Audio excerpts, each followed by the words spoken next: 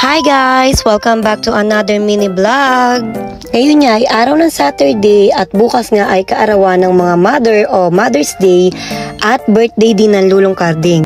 Kaya nga napagdesisyon na namin na mag-travel papunta ng Batangas City para nga magsimba sa Monte Maria na simbahan. At bago nga tayo magbiyahe, kailangan muna natin magpultak ng ating sasakyan.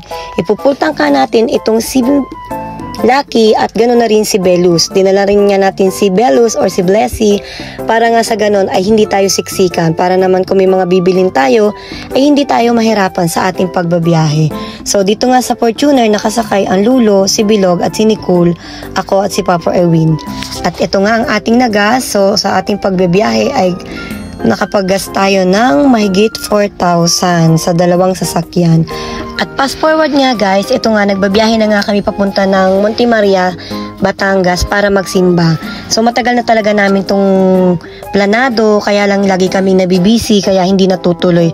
Pero dahil nga dumating ang malaking blessing sa atin, medyo nakaluwag-luwag tayo ng oras ngayon, kaya deserve naman natin na pumasyal at magsimba dito sa matagal na natin pinapangarap na simbahan.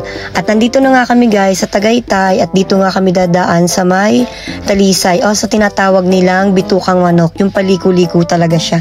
So eto nga medyo naabutan niya tayo ng traffic dahil nga may ginagawa pa rin niya dito sa Tagaytay.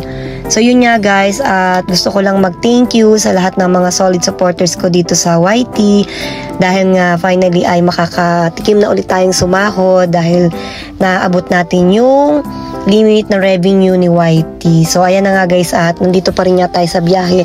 Medyo mahaba-haba din yung ibabiyahe natin, mga nasa 3 to 4 hours nga ito from Nasugbu to Batangas City. So ang ganda nga ng view dito guys sa baba ng Taal at dito nga kami dumaan. Dahil nga nagutom na tayo around mga 11 or 10 AM na rin niya ito. So nag-stop over muna kami dito sa Taal para nga kumain ng breakfast at kasama na rin siguro yung lunch. Dito nga pala kami kumain sa may bulalo o yung bulaluhan, pero may mga ibang mga isiniserve din silang ibang pagkain. So yan, back to biyahe na ulit tayo guys para naman sa ganun ay makarating na tayo sa pupuntahan natin. Actually medyo malayo-layo din itong Monte Maria na church, pero syempre dahil nga travel tayo para naman malibang-libang din tayo at deserve naman din talaga natin na travel o pumasyal paminsan-minsan kasi nga tulad namin ay napaka busy din namin sa aming mga trabaho, sa aming business. Kaya sa tuwing may pagkakataon ay kailangan din naman natin ng family bonding. At saka syempre Mother's Day, so special tong araw to sa ating mga nanay, deserve natin ng mag-relax. At syempre pagkatapos nga pala nating magsimba dito sa Monte Maria ay check-in nga pala tayo sa SMDC Tagaytay. Yun nga pala yung reward ko na sa sarili ko. Gusto ko munang mag-relax and unwind kasama ang pamilya.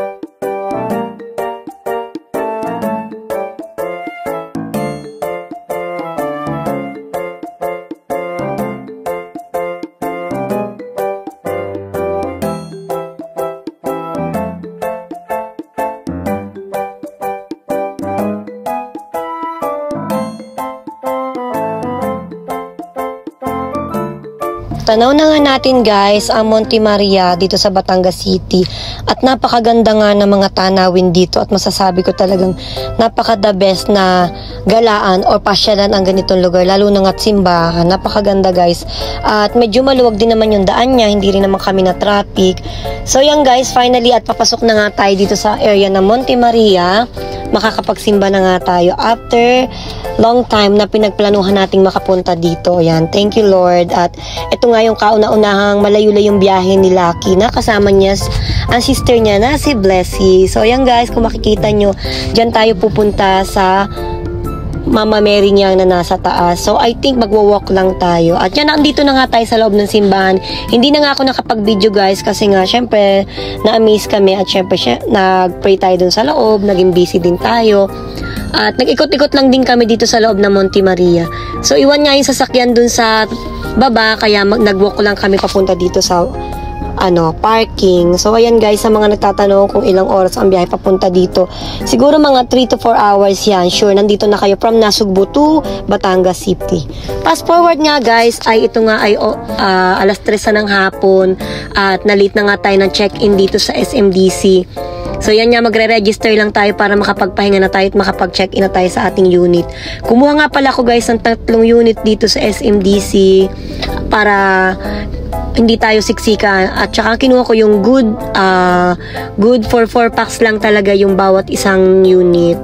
So yan guys, at nandito na tayo sa Tower 4 at hintayin lang natin hihintayin ko nga lang yung agent o caretaker na kausap ko dito sa lobby para makapasok na tayo doon sa loob. Napakaganda rin niya talaga ng amenities nitong SMDC. Bukod sa maganda ay malinis. At sa reception pa nga lang nila ay napaka-accommodating na ng mga staff nila dito. Actually guys, ito ay second time namin. Pero yung last na punta namin dito ay 2018 pa. Anniversary namin ni Papa Erwin noon. So yan, finally guys, andito na tayo sa unit at fast forward na nga ito. At ito nga, magre-relax muna tayo at mamayang gabi nga ilalabas tayo para sa ating dinner. So balak namin kumain sa Buongiorno, doon tayo magdi-dinner kasi na-miss na rin namin yung Italian food. At yan, yung room nga pala namin guys is tabi-tabi lang ng mga lulo ni na Kuya RG at saka namin. Syempre, ito yung room namin ni Papa Erwin dito rin. At ang kasama ko nga dito, si Miko at saka si Bilog. At yung ibang kids nga is sa kabila, tas ang mga lulot sina Harold niya is sa kabila. Ito nga si Papa Erwin, no, deserve din naman niya talagang mag-relax at magpahinga dahil siya ay napaka-hardworking talaga. So yan guys, ito yung unit namin. At itong unit namin ito ay talagang ito rin yung ni-rent ni Cherry White noong sila ay nag-SMDC. So ito nga yung room ng mga lulo yan. Deserve naman niya talagang matikman yung mga ganitong experience kahit na may edad na siya. At least diba, sa ganitong pamamaraan ay napapa-experience ko sa kanya. So yan, at kami nga ni Ate Nicole itong hapon ay namasyal-masyal dito sa rooftop. Pero hindi namin kinaya guys magtagal. Bumaba rin agad kami dahil nakakahilo nga. Sobrang taas na rin nga nito. At masaya din niya akong mamasyal na palagi silang kasama. Marami nga nagtatanong bakit daw tuwing pumapasyal kami is marami kaming kasama.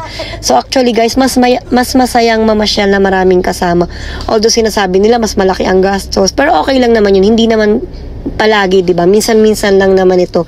So, syempre, share din naman natin yung blessing sa iba para naman ma-experience din naman nila yung mga na-experience natin. So, deserve din naman nilang makasama ko kasi lagi din naman silang nandyan sa tabi ko. Ito nga yung room ni Ate Nicole. Yan, magkakatabi lang kami guys ng room dito at yun lang guys. At ito ulit yung room namin. Yan. Sakto lang siya, malinis, maayos, at saka mabait yung caretaker at saka yung nakausap kong agent. So ilalagay ko sa comment section kung saan ako nag-book guys at masasabi kong 101% legit po talaga. So ayan guys, ayan yung dalawa kong anak-anakan ay nagme-makeup na kasi paggabigan na nga nito at magdi-dinner na nga kami sa labas. So yun lang guys, at sana ay lagi nyo akong samahan sa aking mga vlog. So hindi man ako ganun kadalas mag-upload pero thank you pa rin sa inyo kasi lagi pa rin kayong nakasupport sa aking YouTube channel. So yun lang guys, thank you for watching. See you on my next vlog. Bye!